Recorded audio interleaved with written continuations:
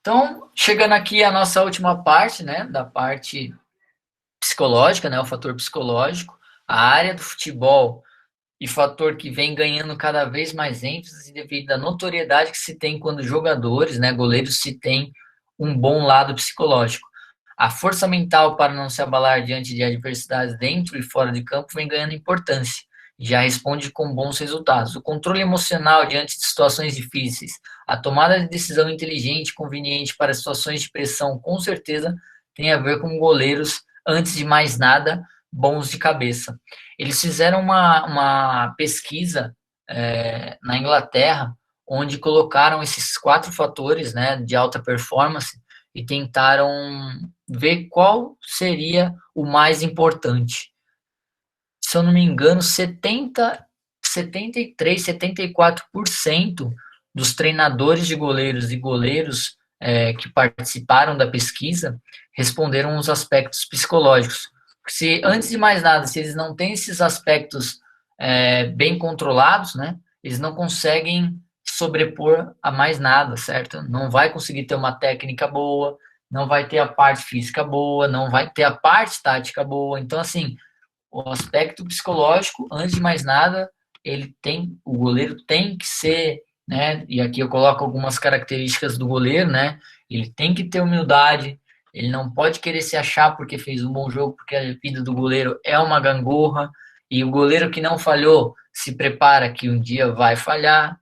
Ele tem que ter uma boa liderança, ele tem que exercer essa liderança dentro de campo, porque dentro de campo a gente costuma falar que pela posição do goleiro, ele é o treinador dentro de campo, ele consegue ver onde estão os buracos, os espaços, então tem uma boa liderança, junto de uma boa comunicação para saber orientar os seus companheiros de equipe é de suma importância, tem que ser modesto, tem que ter um alto nível de concentração, a aceitação de ser diferente. Meu, quando eu jogava, fui disputar um campeonato na Argentina e o uniforme que me deram parecia uma banana no campo. E aquilo ali, eu lembro até hoje que aquilo ali, com a torcida me xingando, de bananão, bananão, atrás do gol, isso acabou me afetando um pouco. Então, assim, é uma aceitação que você vai vestir um uniforme de cor diferente, vai ter um tratamento, às vezes, né, mais ríspidos, né? A inteligência emocional, você saber lidar com tudo isso, vai te fazer muito melhor, você, né? E esse processo todo que eu falei para vocês tem muito a ver, né? Porque você tendo essa inteligência, você saber estar nos momentos de pressão, né? É muito importante para o funcionamento do seu raciocínio. O Betelli também pode até falar com propriedade disso, né, Betelli? Isso mesmo, desses aspectos psicológicos hoje, como ele influencia em qualquer desempenho, né? Seja na função profissional, no atleta e etc. Com certeza. É bem por aí. E aqui, Posso falar? Ah, manda aí, depois eu faço uma perguntinha aqui, que acho não, que cabe depois. tranquilo. Então eu trago aqui para vocês esse processo, né, de tomada de decisão, né? Falar um pouquinho, não sei se vocês conhecem, já estudaram, sobre o ciclo de Bode, né? Ele divide em 4 partes, né? Observar a fase a primeira fase é observar, né? Hoje, por isso que se treina muitos olhos também, porque se percebe que os olhos é a janela da mente, sabe? Assim como nós treinamos o músculo para ele ficar maior e mais forte, se você treinar os seus olhos, ele vai conseguir captar melhor as informações e esse processo pós-percepção vai fluir de maneira melhor, né? Então você tem aí a parte 1, que é a parte da observação, a parte 2 já é a orientação, né? Onde você vê, você já pensa a respeito daquilo que foi observado, você filtra essa informação, certo? E aí nós vamos para a parte 3, que é onde vem a tomada de decisão, onde você tem que ter a inteligência para escolher e tomar a melhor ação. E resultado de tudo isso acaba sendo a ação, certo? Aquele gesto técnico, o resultado final. Então, no Brasil se trabalha muito a parte técnica, né? E quando a gente fala de parte técnica, ela é só a ponta do iceberg, né? Prévio a isso, você tem todo esse processo, né, que o goleiro tem. E o mais difícil, o mais agravante, não é só tomar decisões, não é só perceber, não é só orientar e decidir. Você tem que fazer isso, às vezes, em milésimos de segundos, né, com agravante de chuva, vento, neve, entendeu? E com pressão. Então, a posição de goleiro, e aí é aí que algumas pessoas levam até essas lições para a vida, né? Porque o goleiro, ser goleiro te ensina muito isso, né? A criança que já está acostumada desde pequena a ser estimulado dessa maneira, quando ela chega numa certa idade, ela consegue lidar, tomar melhores decisões para a vida, porque ela já foi treinada para isso quando criança. Então, isso é uma coisa que a preparação de goleiros consegue preparar um goleiro assim para a vida, né? Fora as experiências, né, que criam as autonomias também, né? Entendeu? Então, aqui, um exemplo. O vídeo não está muito bom, eu vou pedir desculpa para vocês, mas aqui é um vídeo de tomada de decisão na prática, certo? Que é o nosso goleiro, o cara cruza a bola, ele percebe, né? Então, deixa eu voltar aqui, pera aí. Então, vamos lá.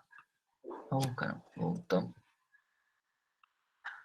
Então, ele tá lá, percebeu, certo? A bola tá saindo, ele percebeu. Ali, percebeu nesse curto espaço, quando a bola tá viajando, ele já viu o que ele tinha que fazer. Então, aqui ele tomou a decisão. A decisão foi o quê? De se reincorporar, né? Voltar, porque ele viu que ele não chegava na bola se tivesse que sair.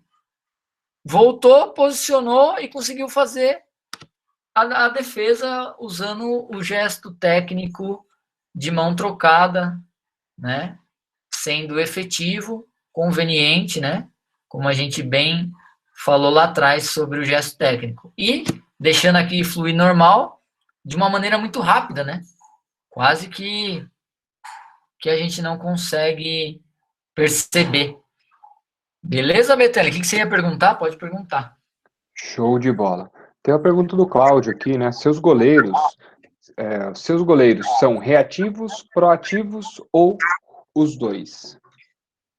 Então, isso vai muito de acordo com as equipes. Essa última equipe que eu trabalhei no Skotai, ele foi muito proativo, um goleiro muito antecipativo. Quando eu trabalhei no Bangkok United, eles também eram proativos. Quando eu trabalhei no Pattaya, eles eram muito reativos, né?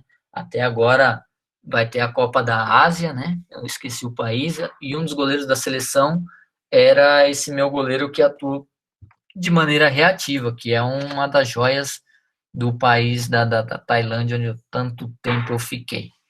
Então, beleza, pessoal? Passando aqui para vocês, eu acho já não tem mais tanto a ver assim com essa parte de fatores, né? Mas é só uma dica minha, né? Eu costumo dizer pro pessoal, para os meus goleiros que eu treino, né? Que se vocês vissem da onde eu saí, vocês nunca desistiriam de chegar nos seus sonhos. E não estou dizendo que eu não sou o típico jogador de futebol, que de repente você saiu da favela, não.